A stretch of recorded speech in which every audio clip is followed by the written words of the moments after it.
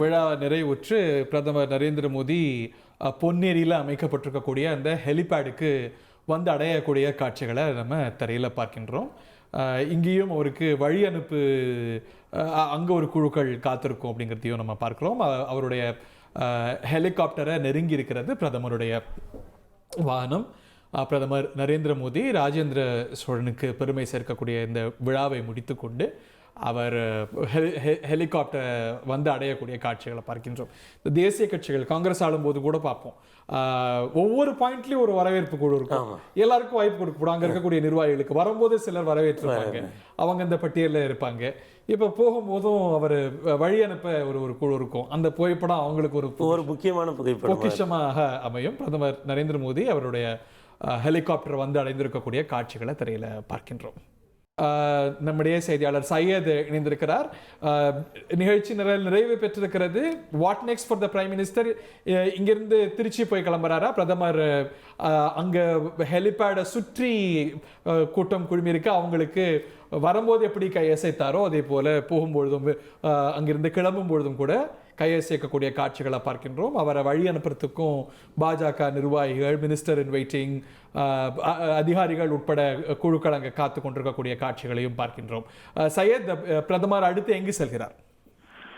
அரியலூர் மாவட்டம் கங்கை கொண்ட சோழபுரத்தில் நடைபெற்ற முப்பெரும் விழா ராஜராஜ சோழன் பிறந்தநாள் ஆடி திருவாதிரையில் கலந்து கொண்டு நிகழ்ச்சியில் பாரத பிரதமர் நரேந்திர மோடி பின்னர் பொன்னேரி பகுதியில் உள்ள தற்காலிக ஹெலிகாப்டர் தளத்திலிருந்து ஹெலிகாப்டர் மூலம் திருச்சி சென்று பின்னர் அங்கிருந்து விமானம் மூலம் டெல்லி புறப்பட உள்ளார். இதற்கு முன்பதாக பார்த்தீங்கன்னா அவர்கள் வந்து காலை திருச்சியிலிருந்து 11:50 ஹெலிகாப்டர் மூலம் தஞ்சையில் இது அரியலூர் மாவட்டத்திற்கு வந்தார், வருகை புரிந்தார். அங்கிருந்து கங்கை கொண்ட சோழபுரத்திற்கு கிட்டத்தட்ட 3 கிலோமீட்டர் தூரத்திற்கு ரோட் ஷோ மூலமாக அவர் சென்றார். நேரடியாக கோயிலுக்கு சென்று சாமி தரிசனம் செய்தார். சிறப்பு பூஜைகள் எல்லாம் செய்யப்பட்டது. அப்புறம் இசை நிகழ்ச்சியில் கலந்து கொண்டார். பல்வேறு அந்த புகைப்பட கண்காட்சிகள் மற்றும் பல்வேறு நிகழ்வுகளில் பங்கேற்று கிட்டத்தட்ட 1 மணி நேரத்திற்கு மேலாக அவர் வந்து தமிழ் பற்றி அவர் பேசினார். பல்வேறு விதமாக அவர்கள் வந்து தமிழர்களை பற்றி அவர் பேசினார்.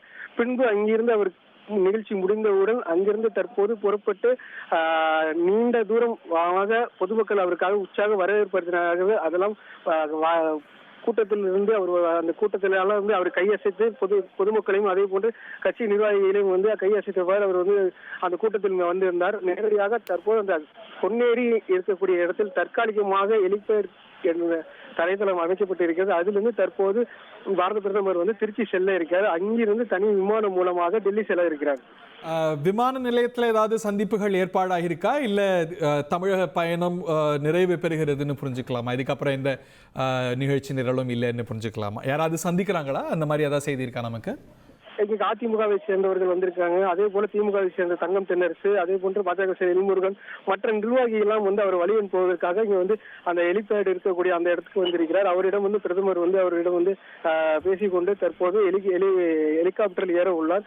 பின்புதான் அவர் திருச்சி சென்று அங்க ஓய்வெடுக்கிறாரா இல்ல உடனடியாக டெல்லி செல்கிறாரா? ஏனென்று சொன்னால் உணவு நேரம் நெருங்கிவிட்டது. தற்போது உணவு எங்க அருந்துகிறார் என்று தெரியவில்லை. ஏற்கனவே வந்து கோயிலில் வந்து திட்டமிட்டபடி வந்து நடைபெறவில்லை நிகழ்வு. ஏன் என்று சொன்னால் நீண்ட நேரம் வந்து நிகழ்வு வந்து நடைபெற்றிருக்கிறது. 2 மணி நேரம் தான் அந்த நிகழ்வு நடைபெறும் என தெரிவித்த நிலையில் கிட்டத்தட்ட 1.5 மணி நேரம் அதிகமாகவே நிகழ்வு நடைபெற்றது. பிரதமர் மோடி அவர்களும் இந்த கலை நிகழ்ச்சிகள் மற்ற நிகழ்ச்சிகளில் பார்த்து அவர் ரொம்ப வியந்து போனார். ஏன்னு சொன்னால் அந்த கோயிலில் இருக்கக்கூடிய அந்த சாமி தரிசனம் அவரே நின்று அவரே வந்து தீபாராதனை காட்டி அவரே வந்து சாமி தரிசனம் செய்து ஒரு அமைதியான சூழ்நிலையில் இருந்ததால் அவர் வந்து ரொம்ப மகிழ்ச்சி அடைந்திருக்கிறார். தற்போது அவர் ஒரு தமிழகத்தில் வந்து ஒரு பாரம்பரியமான உடை அணிந்து தமிழர்கள் போலே வந்து அவர் வந்து தற்போது ஹெலிபேடில் ஏறக்கூடிய ஒரு காட்சிகள் நாம் பார்க்கிறோம். இதுக்காக பொதுமக்களும் அவரை காண்பதற்காக ஏராளமான சாலைகளில் காத்துக் கொண்டிருக்கிறார்கள். நீங்க சொன்னது போலவே நிகழ்ச்சி நிரல் திட்டமிட நேரத்தை தாண்டி நடைபெற்றதை பற்றி அவர் சிலாயித்து சொன்னார். நான் வந்து கூடுதலான நேரம் அந்த எக்ஸிபிஷன்ல பார்த்தேன், கோயிலில் பார்த்தேன், வியப்படைந்தேன் அப்படின்னு தன்னுடைய வியப்பை அவர் பதிவும் செய்தார். ட்ரெண்டை ஃப்ரெண்ட் ஆக்கிக்கோங்க. தந்தி டிவியின் சப்ஸ்கிரைபர்ஸ் அண்ட் ஃபாலோவர்ஸ் குடும்பத்தில் நீங்களும் இணையுங்க.